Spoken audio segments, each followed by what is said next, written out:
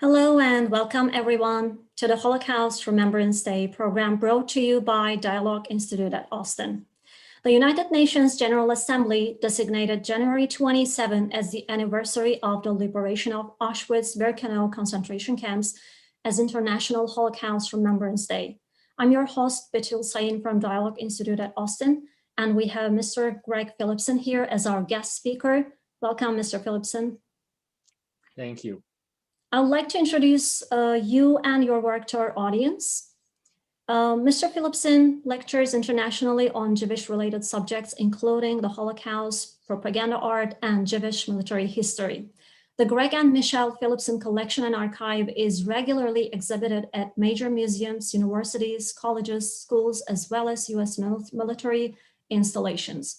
In 2012, former Texas Governor Rick Perry appointed Mr. Philipson a commissioner to the Texas Holocaust and Genocide Commission.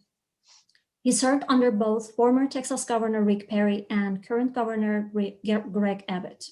He served for many years as an advisory board member at the Holocaust Museum Houston, and Mr. Philipson is a life member of the Jewish War Veterans and is a 2019 recipient of the Jewish War Veterans Wolfson Award for Outstanding Community Relations. He and his wife, Michelle, have been residents of Austin for over 25 years. Welcome again, Mr. Philipson. So today he's going to share his amazing work, knowledge, and experience on this annual day of commemoration. And we're going to remember 6 million Jewish victims of the Holocaust and millions of other victims of Nazism together. We're going to begin with an introductory video of Mr. Philipson and his collection now.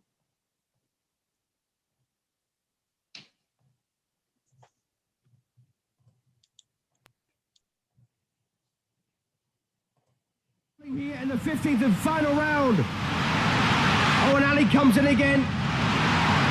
In 1975, I had a ringside press pass to the Muhammad Ali-Chuck Wepner fight in Cleveland at the Coliseum. But he wants to send this crowd home with memories of the old Ali. And I knew that when I was there, this was something special. The big right hand is down. Chuck Wepner is on the floor here. You could tell by the energy in the air, the people that were there, the excitement, that this was truly a moment in history. And I think that's why all these years I kept the original program from the fight. And it's all over. It's all over. Chuck Wepner beaten in the 15th and final round. I've been a collector since I've been a kid.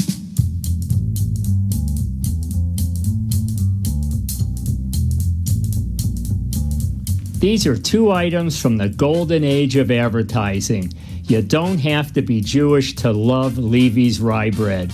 This is the Dr. Seuss Nuzzlepuss ashtray. This is really historically significant. It represents Schick's idea of the Axis powers trying to take the Panama Canal. My grandparents had lost their only son, my mother's only brother, my uncle Jerry Degenstein. He was killed in 1944 fighting with the United States Army 26th Infantry Division. A horrific death, being murdered by the Nazis. It impacted their life so negatively. My grandparents had always asked me, and my mother as well, that somehow try to keep my uncle's memory alive. And that catapulted me into not just keeping my uncle's memory alive, but there were 50, 60 million people killed in the Second World War, 6 million Jews. And I thought to myself, let me try to tell the story and bring to light the voices of those people who can no longer speak for themselves.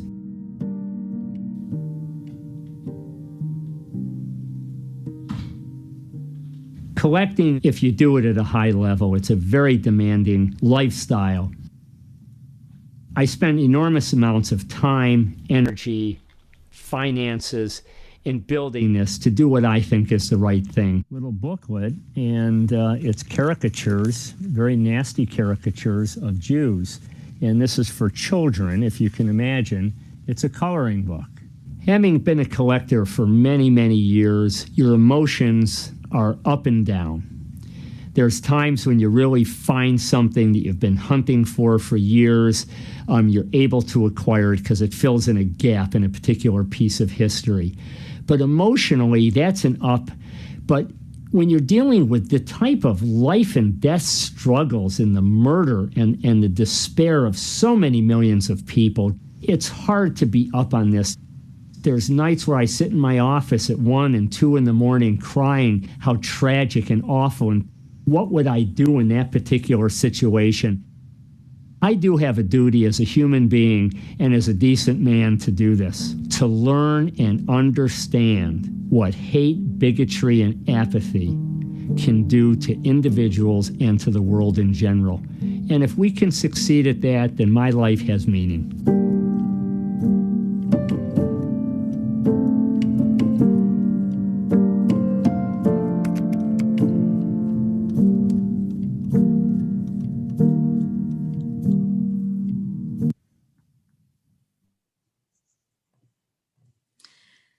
Now I'm going to hand it over to Mr. Philipson. He's going to share his presentation with us.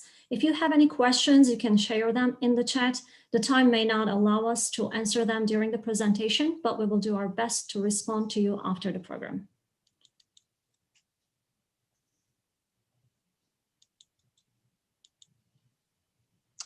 Well, how does that look?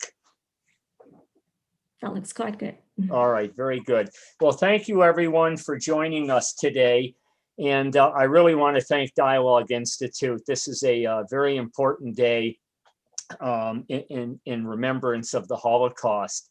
And I would like to just reiterate a little bit what Betul has said, that today we remember 6 million people of the Jewish faith that were murdered during World War II by the Germans. And I want to point out with their many collaborators, there were people in virtually every country that had a pro-Nazi element in their government and among their population. And today we call this the Holocaust. It's the single biggest genocide in modern history. And I think one of the things that really is important to point out, that among the 6 million, just the Jewish people that were murdered, 1.5 million were kids 12 years old and younger. Think about those enemies of the state. Today, it's a time to realize just how important it is to literally say something when you see an injustice. So I wanted to borrow from the United States Holocaust Memorial Museum, where we have a very significant relationship. Actually, we have some material on exhibit there in Washington, D.C. from our collection right now. But I think their definition of the Holocaust is really probably the best one that you'll find. And it says the Holocaust was the systematic, bureaucratic, and I've highlighted state-sponsored persecution and murder of 6 million Jews by the Nazi regime and, of course, their collaborators. The word Holocaust of Greek origin means sacrifice by fire. The Nazis who came to power in Germany in 1933 believed that they were racially superior. Jews and others were deemed inferior and were considered an alien threat to the racial community in Germany. But it didn't really just affect Jewish people. There were, we'll talk a little bit later about what people commonly use the name gypsies, but they're the Roma people, disabled, Slavic peoples, other groups, whether it was political, ideological, on behavioral grounds, communists, socialists, Jehovah's Witnesses, and homosexuals. If you didn't fit the Nazi profile, you were pretty much doomed during that time. And one of the things, we're going to see some pictures here later on. They're a bit gruesome, but you've always seen pictures, or many of you may have seen pictures of the Holocaust and so many corpses and emaciated people. But I always like to give people a little background of what it was like. What were people doing in Europe at the time? Jewish people, just like people of any other religion or nationality, were living lives as normal as possible. Kids were on bicycles. People went to swimming pools. They hung out with their friends. And you can see the text here. Some of these kids survived, and tragically, some did not. Now, these children are more from the Western European, the Low Countries and Germany. They were kind of assimilated into society very well. And usually because they had been there in professional capacity in education, arts, and sciences, they were kind of, more well off, middle class and up in that area. But when you moved into Eastern Europe, into Poland and some of the Slavic countries, this is more the caliber. These are among the 1.5 million Jewish children that were murdered. And this is an actual glass lantern slide, a real photograph of kids in Poland around 1920. So Hitler came to power in 1933. So you're looking at a few years before, the Nazis came to power. But life wasn't good. I mean, kids without shoes and in rags and very poor, much like their counterparts and their neighbors in Poland and other countries at this time. Now, one of the things I want to cover today is talking about the Holocaust. It's kind of a pattern that the Nazis developed and others used as well. And it's not something that was originated by the Nazis tragically, but to the extent the Nazis took it to a new level. Identifying specific groups, excluding them, confiscating their materials, putting them ghettoization into ghettos, into specific communities or parts of communities where they were isolated and actually starved and with no medicine and so on. We'll talk about that. They were deported to extermination camps. And of course, you see the extermination at the top. The final solution is what the Nazis called it. But I really want to talk a little bit about what led up to the Holocaust, that it wasn't something new, that the Nazis did not invent all of these things. And, in certain faiths, different foods or different customs, things are forbidden and some are, just looked upon with a little disdain. And in the Jewish faith, eating pork is forbidden. And this is something that dates back to the 1300s. So think about this. This is millennia. This isn't, a century or two. This is a long time ago and prior. And this is something that's on a church. And this is a Jewish man looking into a pig with Jewish kids suckling off the off of the pig. And it's really a disgraceful indication. This is on a church, if you can imagine. This comes out of another area in Czechoslovakia, showing religious Jewish people in the guise of being pigs. So again, something very disgusting, caricatures of Jewish people in a very negative light. This one is actually in our collection. Actually one similar to this. And this is a Jewish man. As you can see, it's pretty self-explanatory here, coming out the back end of a pig. And this is a little, almost an aluminum type tray that people made. This is around World War I, right? World War I started in 1916. So this is going on for centuries.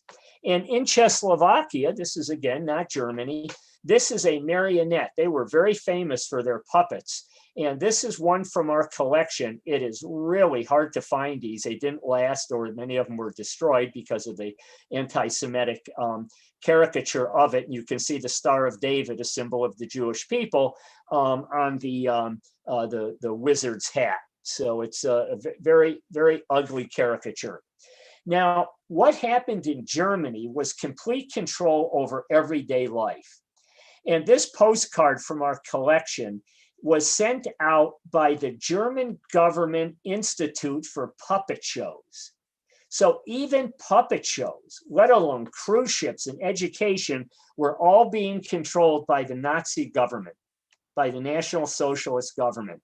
And one of the things, if people want to follow up on this, one of the best books on this topic it's called The Devil and the Jews. It's the medieval conception of the Jew and its relation to modern anti-Semitism. It's a very, very good book on the complete history of some of the things that we just talked about here. But some of the other things, this is a postcard from a German hotel in Frankfurt, Germany. And you can see the Jewish man being kicked out of the hotel. And it basically says that get out of Frankfurt altogether, not just out of my hotel.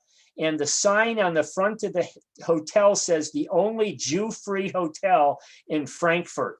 Can you imagine putting this on postcards? And of course, the other part says it's the New Jerusalem, another the river, the Franconian River that runs through Frankfurt, Germany. That's also making a negative pun about Jerusalem and the Jews. Now, this is also from the same hotel, and the top part is an article cut from a newspaper from circa 1898. And on the bottom of the left-hand side, that physically says Jews are forbidden from coming here. And down below are little stamps. You could lick those and stick them on envelopes or just whatever you wanted to do, school notebooks like kids do, stickers. And they are very, very nasty anti-Jewish caricatures. The rabbi, the chef, meaning a head guy, like a boss, the banker, and of course the schnorrer being kind of a bum. And this is the most chilling piece of all of it. So now we go forward to where the Nazis, National Socialists in 1933 have taken over Germany. And this label says this hotel in Frankfurt has been Jew-free for 40 years. They're advertising the fact that, and proud of it, that not a single Jew has been allowed to stay at their hotel for 40 years. And now this is into the Holocaust area. This little gem here has glue on the back. You would lick this, perhaps stick it on your suitcase, put it on a piece of mail, send it to one of your friends or whatever, advertising this hotel. It's really, really as deep anti-Semitic behavior as you could possibly get. Now, during World War II, prior to the war, during the Nazi takeover of Germany, again in 1933, Hitler was trying to make a case that Jewish people were not involved with German life. They were deep rooted there for 1,000 years. And this is really a book put out by the Jewish Frontline Soldiers Organization in 1932, just the year before the Nazis took over, talking about how many Jewish men participated in the Jewish army fighting in World War I. And there was a huge number. It was larger than the percent per capita population. So let's say that 1% of the population was Jewish in Germany at that time. It may have been 1.5 or 2% were represented in the armed forces. And that's an interesting statistic because that was the same in America, both for the Civil War, for World War I and World War II, that Jewish men and women defended our nation in greater numbers than their per capita in the population. But this book is very significant. This is a second edition that has a facsimile copy by Hindenburg, who was the head of Germany prior to Hitler, that strengthened the narrative that Jews were really participating tremendously in the battle to defend Germany in World War I. And so this was, all of these things were put out there, and the anti-Jewish feelings were so prevalent in Germany, especially after World War I, where Germany was just in financial ruin, mainly because of the French putting so many restrictions in the English, but mainly the French. It was really, really difficult. Everything was being blamed on people of the Jewish faith and others. So these things fell on deaf ears. The guy on the right there is Julius Streicher. He was known as the Jew baiter and had a publication called Der Sturmer, means the striker or the forward. And it was a pure anti-Jewish newspaper. And he was publishing this even before 1933. And he actually wasn't a big proponent of Hitler at first and wasn't a member of the Nazi Party till a little bit later, but became a diehard Nazi. And this paper, it didn't have regular news. It wasn't like world news. It wasn't, what was going on at the movies. It didn't have a sports page or current events. It was a pure anti-Semitic newspaper. And the tagline at the bottom, which says, Die Juden sind unser Unglück, that means the Jews are our misfortune. And that's a tagline on every single issue of this newspaper.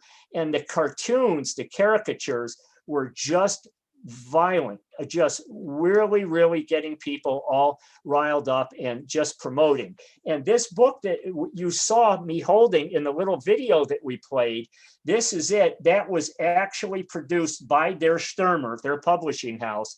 And you can see in the on the book on where it says Phipps, and that was the guy's name that did the cartoons for them. This was so bad that in Denmark, they actually copied the idea of their Sturmer. And these are some of the things that were going on in Denmark. And you know, many people know about the Vichy government in France, and the Iron Guard in other parts in the East. Even in Belgium, they had the Rexist. There were so many Nazi affiliates, it was amazing. And you can see the swastika on this stamp. It's not a postage stamp, but it's this guy Anderson was the head of that deal. That was the Nazi party in Denmark. Really tragic. Now, Germany will rise again, and we need its young men and women for the Reich. Hitler's 1938 speech to rouse the youth of Nazi Germany to the fascist Nazi cause. So look at the women. These are young women.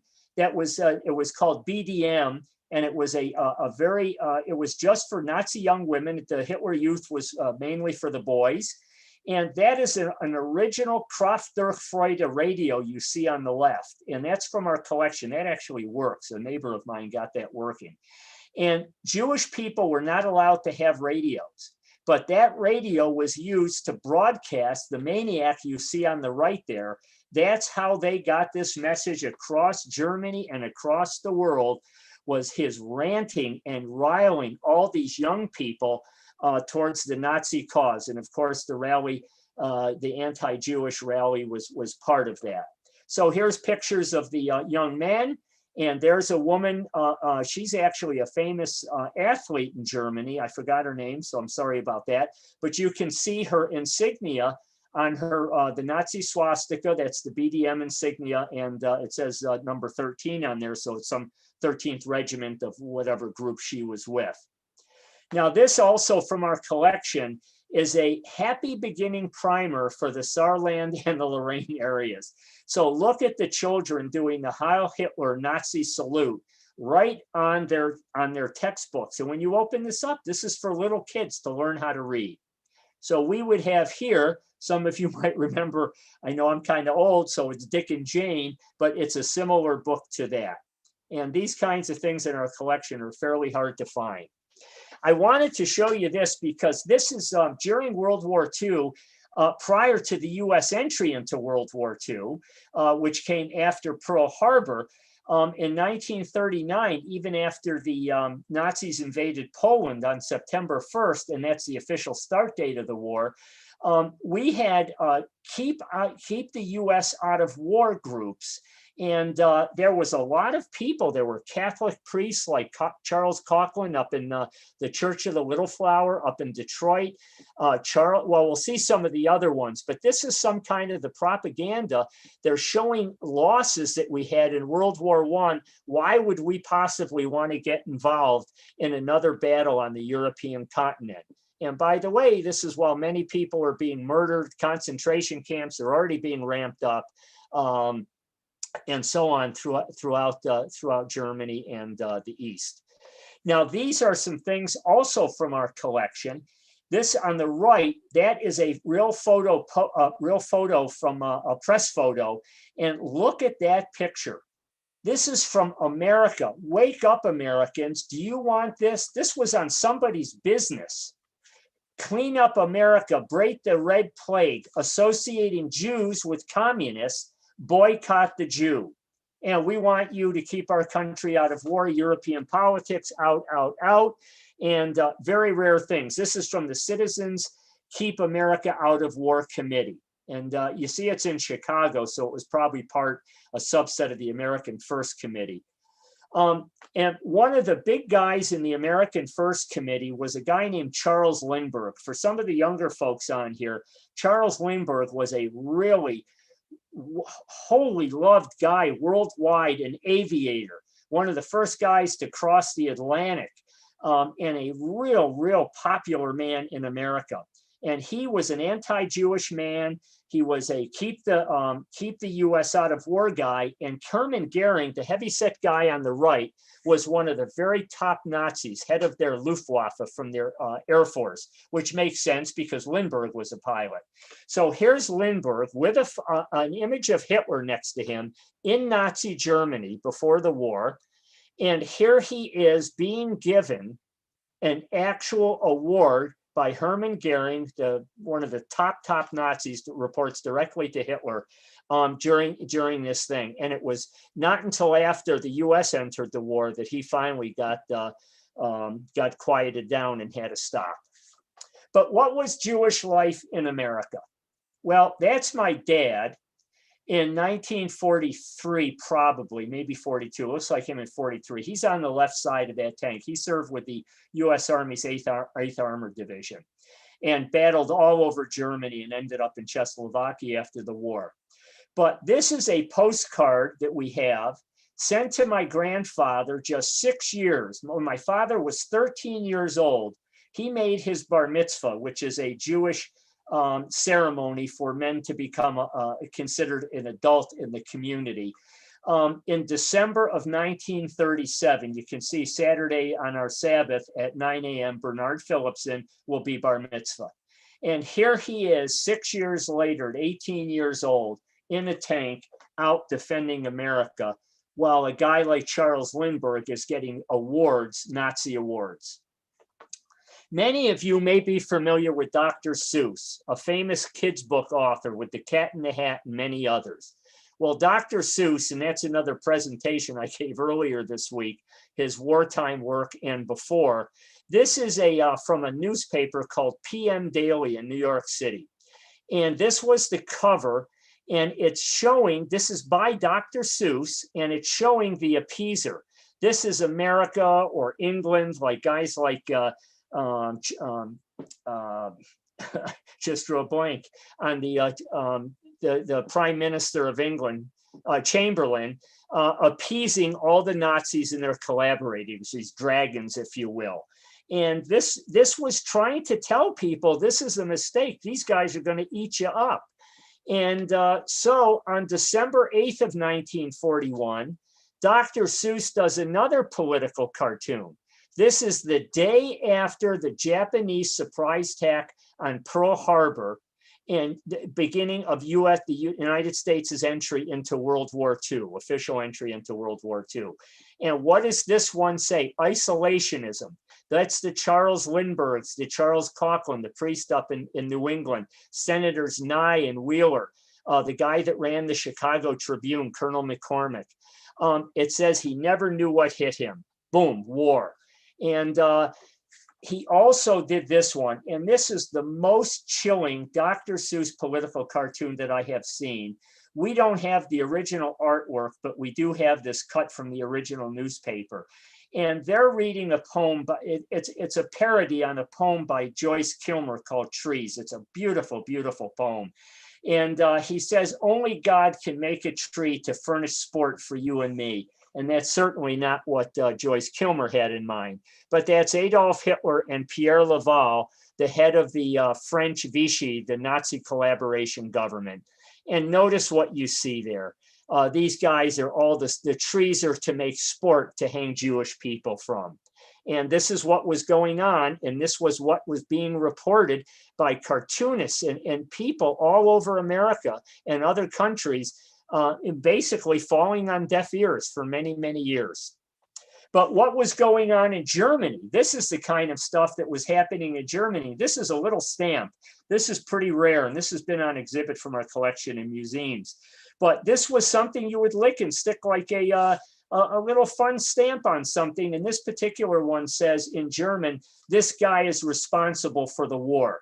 And some of you might know that in Germany, there were racial laws against Jews, and they kept getting worse and worse. And Jewish people needed to identify themselves with a Star of David, a yellow Star of David that you see on this man's jacket. And in this case, it says Jude, which is German for Jew. So it says he's responsible for the war, and the Jewish business guy is a wealthy guy, and he's the root of all evil.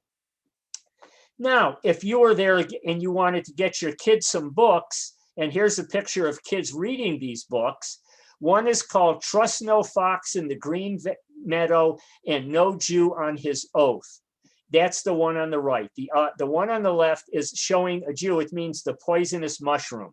And look at these illustrations showing Jews as poisonous mushrooms.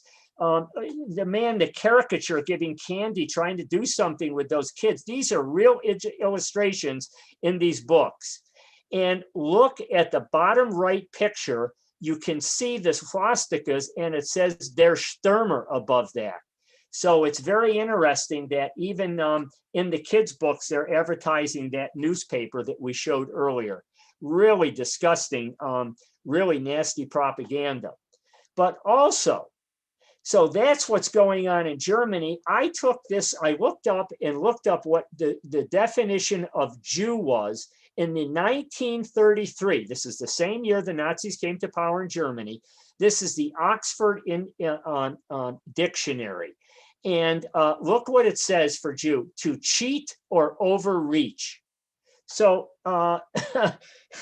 what do you make of this? What do you think people are going to see? They look up the word or they read this kind of text. But what's even more interesting to me is that wearing that Jewish star, like you see that couple, and the Jewish star started every country, whether it was Luxembourg, Holland, Belgium, France, in Poland, people had to identify themselves on their clothing as being a Jew. And that was just the first step. As we know, the murder is next to come.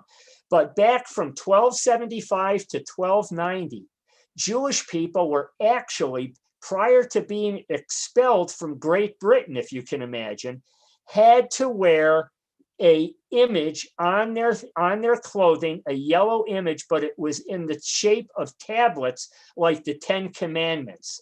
So it did nothing that the Nazis did. They're finding something and just kind of putting a new twist. So instead of the Jewish 10 Commandments tablets that you would see with Moses, here they've changed it into the shield of David, the Star of David.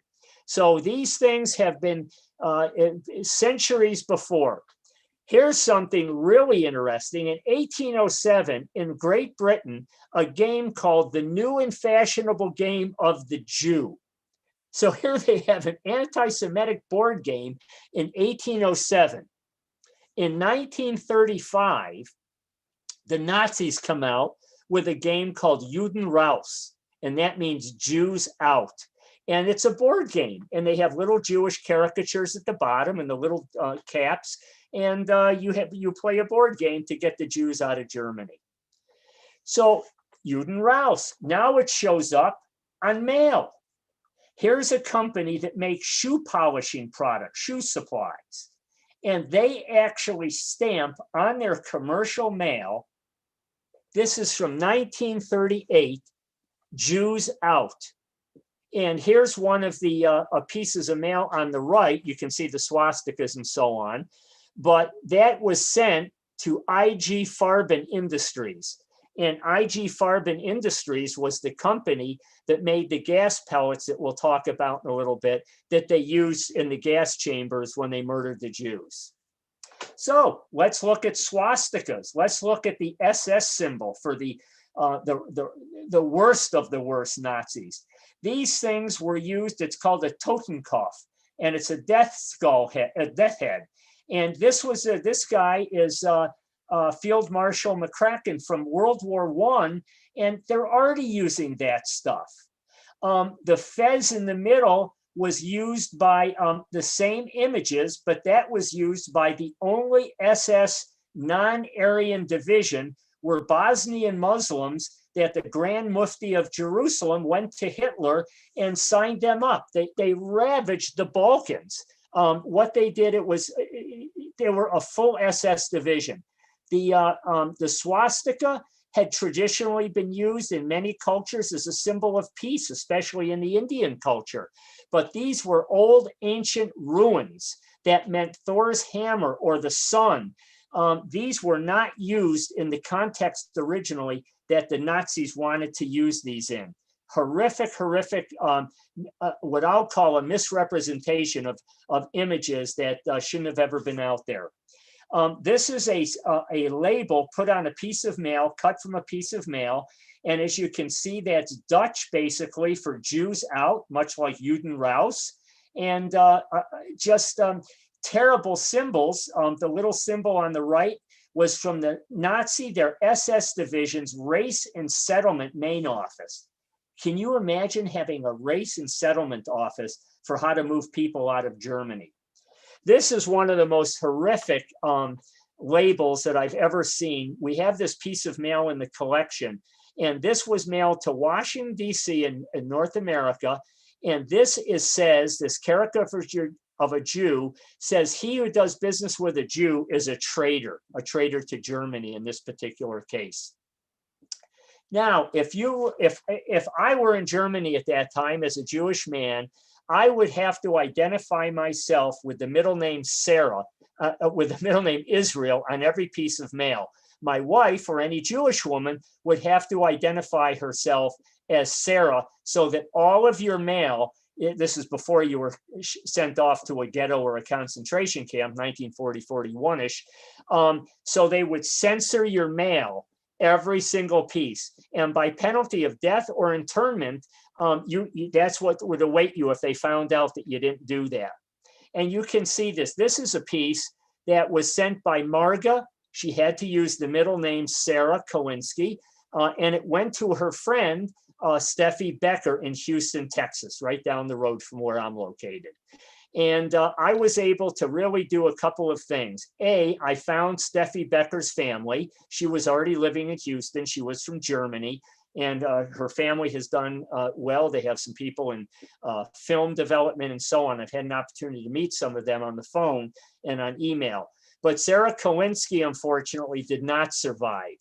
And this is a marker in Germany where she was killed in Auschwitz on October 14th of 1943. And this is the only known photo that I could find of her. This is courtesy of the Yad Vashem, the Holocaust Museum in Jerusalem, Israel. This is actually the page from it. It shows what it was. And it's interesting. Here's a young woman. She was murdered. It tells you that she was a nursery school teacher. She was single. They have a whole record of her. And it was rather interesting to own and be able to trace something about her. In Germany at the time and in Austria, they had a movie called their Evangel. And this was a really, really, really nasty anti-Jewish film. And you can see that caricature advertised above on the marquee above this particular theater. The image on the right, it was in a 1938 edition of B'nai B'rith magazine. It's a men's Jewish service organization here in the States. And they were actually reporting on that here in 1938, even before the war started. And they put that cancellation, that's a poster from our collection on the right. That's it says the big political show. It's in the big hall in Vienna in 1938 on August 2nd. This guy on the right, Oscar Strauss, they actually did characterizations of many Jews, and they would advertise the film. You can see it on the postmark on the mail. So they're getting this out every way possible. They didn't have Instagram, they didn't have Twitter, YouTube, Zoom, and what have you. This is how they did it. And here's a piece of mail from our collection with the Der ewige Jude thing. This is from Munich, Germany. And this particular guy even has his own personalized stamp advertising the show. It's unbelievable.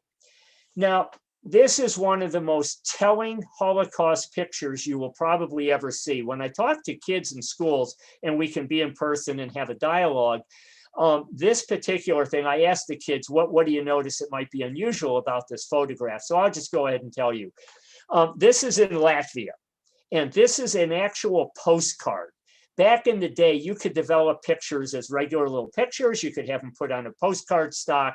This one happens to be a postcard from our collection. This is a Latvian civilian, neighbor of these particular Jewish people. He's got a rifle rounding up his own Jewish neighbors with the Latvian policeman standing right next to him. These are people turning in their own neighbors that are Jews to basically be annihilated. Now, up on the top of the hill, you really can't see it here, but there's a number of Nazi soldiers in the crowd there. But the crowd immediately behind the man with the rifle are just more neighbors, just everybody just watching and doing nothing. This is an actual photo from the collection. And the folks at the Holocaust Museum, one of the curators there once told me that this is what they consider a death march. So these men were rounded up from a village, looks from their garb, most likely from Poland, probably around early 1940. And they put those extermination camps, Belzec, Sobibor, Treblinka, and so on the western border of Poland, where Poland kind of joined Germany.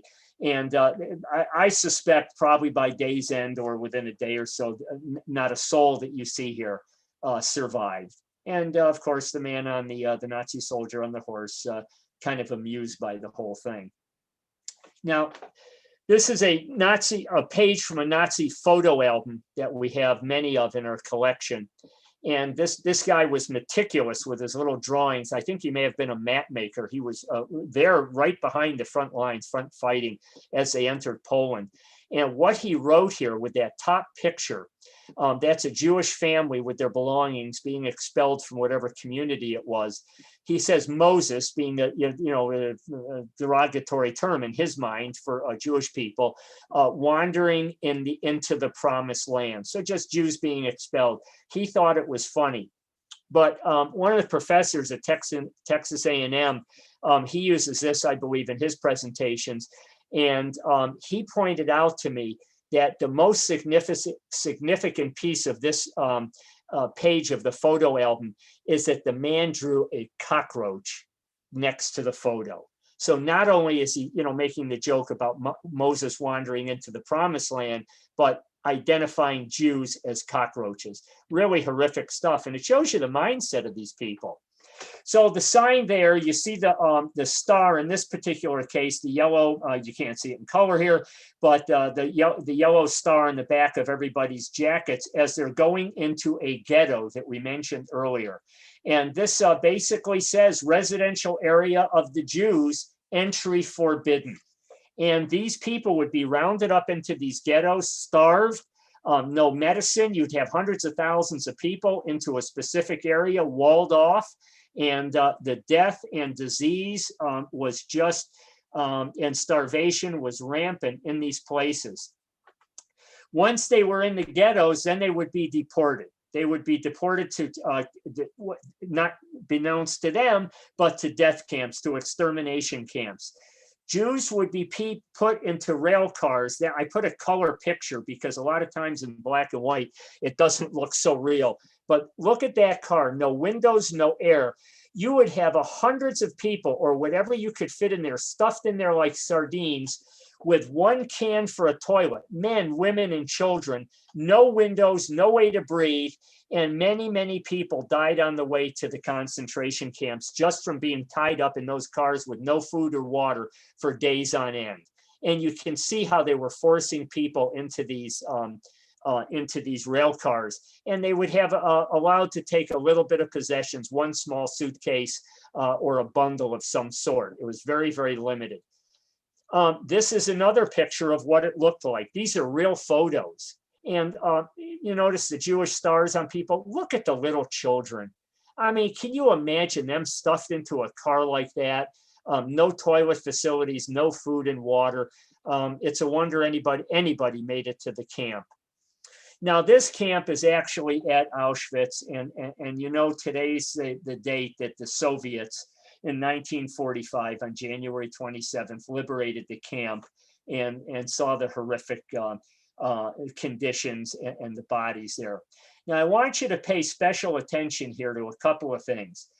What's happened is these people have just come off one of those disgusting train rides. And what's going on here is the selection process. So all their belongings have already been heaped into a giant pile, whatever little they had, and will be sorted. by eyeglasses, shoes, every single thing, shirts and pants and jackets, and it'll all be bundled and tagged and sent back to Germany for use there, for their own people. What's happening is a doctor is there deciding who's going to go to the Birkenau section of the camp and be a slave laborer for a while. You probably died there anyway. And who's going to go directly to the gas chamber. Some of these people may not have lived an hour or two after this photograph was taken. And believe me, this is a very, very rare photograph. It's not an original in our collection. Notice on the hillside, on the other side of the tracks, those people are already on their way to the gas chambers. They're being told they're going to be stripped naked. Men, well, I think the women went separate. I'm not 100% sure of that. But all the people would go there, be stripped naked. They were told them they were going to be cleaned and deloused and going into a shower. So almost everybody you see in this photograph was dead before the day's end.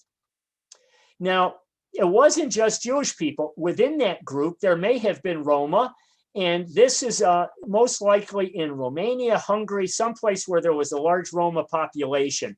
And look at the Nazis taunting this little boy and his sister, perhaps, and the other little kids. These people were really, really poor and uneducated, and people that didn't really bother anybody.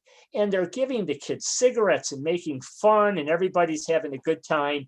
Most likely within the day or so, or if this child was alive at the end of the day, it's probably a miracle. Now, this is the real tragic thing. So all those people you saw in line on the Auschwitz photo, this is where they marched into, and jam-packed like a rail car, no light, no air, as packed in like a can of sardines, the door closed and sealed, no light, and then they would drop, and believe me, gift gas is not a gift. It means poison gas in German. And Zyklon B was the name of it, manufactured by the company I mentioned earlier, IG Farben. And these are, you know, many people were tattooed. If you went directly to the gas chamber and then to the crematorium, you weren't tattooed. They didn't have time, but people that were there at Birkenau and so on had a tattoo. And Jewish people traditionally do not tattoo their bodies. It's just, you know, another one of the many religious things that we believe. So, so many things, and Jewish people do not believe in cremation. So every possible degradation that you could do before and during your death, while you're being killed, and afterwards is what they did to these Jewish people. 6 million. Well, not all 6 million were killed in the gas chambers. Many of them were shot in the head, slammed against trees. A lot of brutality here. But imagine this: these pellets would be dropped into the top, into baskets at the top, and death was not quick. It took 15, 20 minutes while you were gasping for breath while it was burning your lungs. A horrible, horrible way to die. And this just gives you an idea of a suitcase. This is from our collection. It's been on exhibit at museums. A suitcase from one of the victims at Auschwitz. Different concentration camp uniform badges. One is for the French. It says Rif in French and Jude in German. And this is something I picked up from a guy in Germany. It's called Rif Soap, Rein Jüdische Fett in German, pure Jewish fat. They would render down Jewish remains and turn it into some sort of soap. Now, there's a lot of controversy over this. Some people say there should be DNA tested. I think just like this is a remembrance of how sick the Nazis and their collaborators were is enough for me. Even a serial numbered bar, unbelievable. So let's talk about something, the lucky few that survived.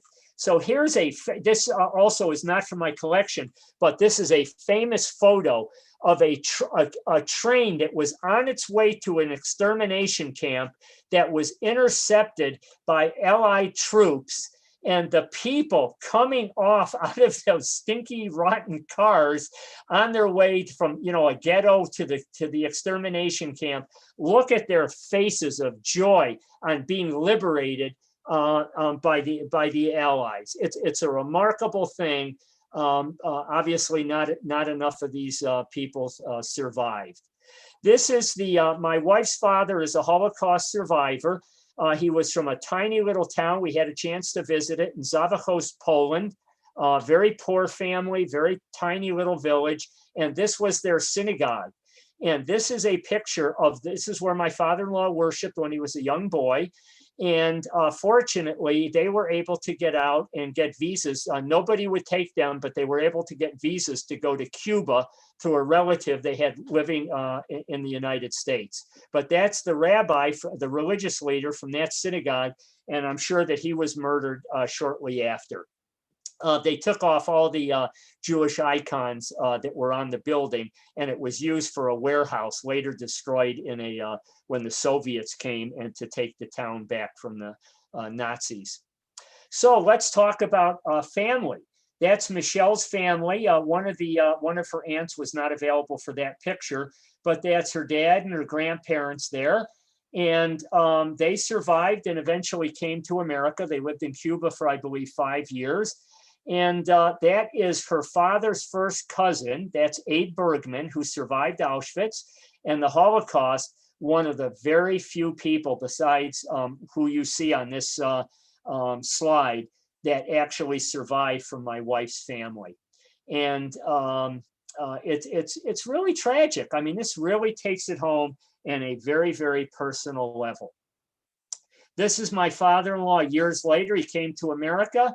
He was in the United States Army, as decorated as a combat infantryman. You can see his CIB on his shirt there. He was with the 25th Infantry Division. And of course, as a Jewish man, he was happy to see the Jewish chaplain show up when he was in Korea.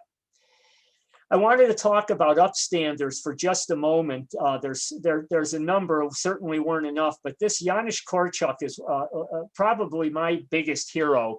He was a physician, a child book author, and a pediatric physician, and ran the orphanage prior to the war in Warsaw, the capital of Poland.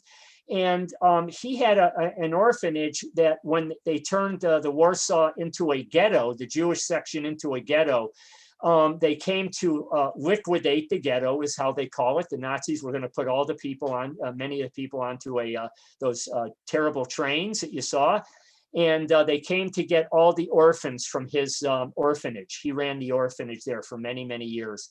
And because he was so popular in Europe, he had a radio show and so on, they told him he didn't have to go. They were going to give him a pass, that they would let him live, at least temporarily. He would not do that. And what you see is, this is a picture that we took in Warsaw at the big cemetery there. That's a monument to him, of walking to the rail line with the children. And he went along with the children, dressed them all up like it was a little parade to maybe dispel their fear a bit, and went right to the gas chamber with all those children. A remarkable man that gave his life for children, as he had lived his life for children his entire life and career. A remarkable man, Janusz Korczak. This is a man named Sugihara, who saved whole thousands of Jewish people out of Lithuania. He was at the Japanese embassy in Lithuania. You know, Japan was part of the Axis powers.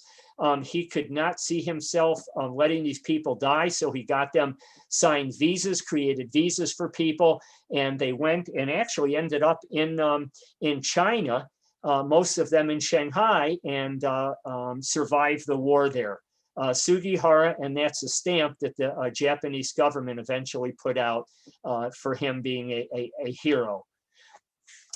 Let's talk about liberators for the last couple of minutes we have here. That's my father in country. It looks like he's probably in Germany at that time, sitting on the gun barrel of his tank with his tank crew.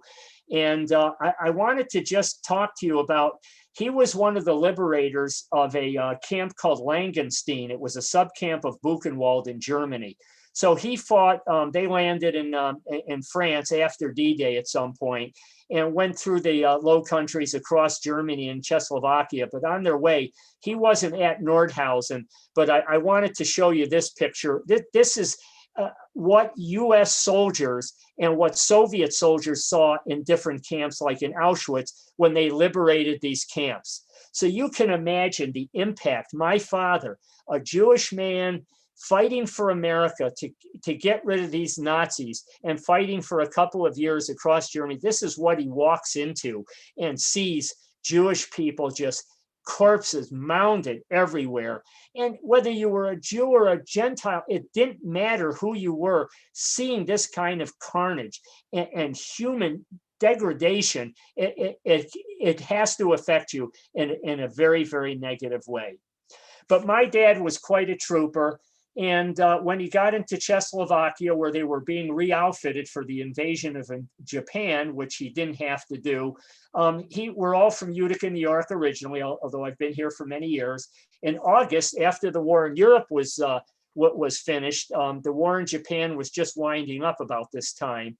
And but there were towns that were leveled by the Nazis in Czechoslovakia because of some partisan things that had gone on. They had killed some Nazis and so on. But this is an article that ran in the Utica, New York newspaper about my father. He was a technical sergeant and the son of Louis Phillipson, my grandfather, who was a World War I veteran, had to send him a flag to put up over this town that they had kind of put prefab buildings up. And mentions his brother, who was in the Navy at that time during World War II. There's a couple errors in here, but they did a typo. He was with the 8th Armored Division, not the 86th. But I'm really proud of my dad. My dad rests at Arlington National Cemetery, our United States Military Cemetery. Tragically, we have, although many distant relatives were caught up and murdered in the Holocaust, our immediate family, my mother's only brother that we had mentioned earlier in the video that you saw, he was killed November 16th, 1944 in action against the Nazis in a town called Moinvec in France. And for valor, he was awarded the Bronze Star and the Purple Heart. And he's buried along with other soldiers in Yonkers, New York, where my mother was from, and he's from at a Jewish military cemetery there. So Elie Wiesel, I know many of you have read his books, the book Night, probably the most famous Holocaust survivor and a proponent of goodwill for everyone. He said, "I swore never to be silent whenever and wherever human beings endure suffering and humiliation. We must take sides. Neutrality never helps the oppressor, never the victim. Silence encourages the tormentor, never the tormented." And if we don't speak up, we can't do anything. We have to be the voice for those people that can't speak for themselves. When we see wrong, that's what we have to do. And fortunately, life goes on, and we like to talk about rebirth. And, you know, they killed almost every Jew in Zavachos. My father-in-law and his family and Abe Bergman was from a town very close by. We were able to visit there, and we had met some wonderful people that knew the family. So life has to go on. We have to do everything we can. And that's one of the things that I applaud Betul and the Dialogue Institute in Austin here about. They're wanting to bring people together in harmony and peace and bring this kind of programming to you. I am so thankful for them for doing that. And what I want to show you, this is one of the most beautiful photographs that out of the darkness into the light. Here's a woman, a grandmother that survived the Holocaust, and this is a grandbaby or a great-grandbaby, just how life goes on. It's so important that we look at this and we say that we can't let these kinds of things happen again. So take this to heart. And if there's time, I'll be delighted in some way to answer questions or anything that Betul and folks in the dialogue would like me to do. So I'm going to stop sharing my screen, if that's okay, Betul? Yes, please. Thank you. Okay. And I'm out of words. First of all, yeah, may your father and Michelle's family and all the other victims rest in peace.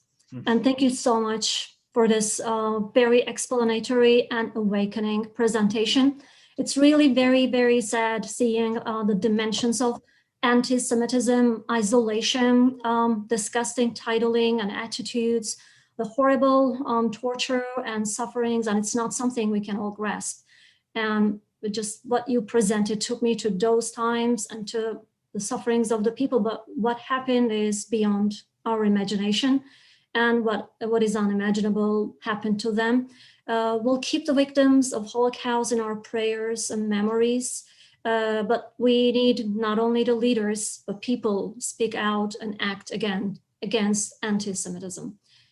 Thank you so much again. And I would like to thank our audience for watching us and joining us tonight.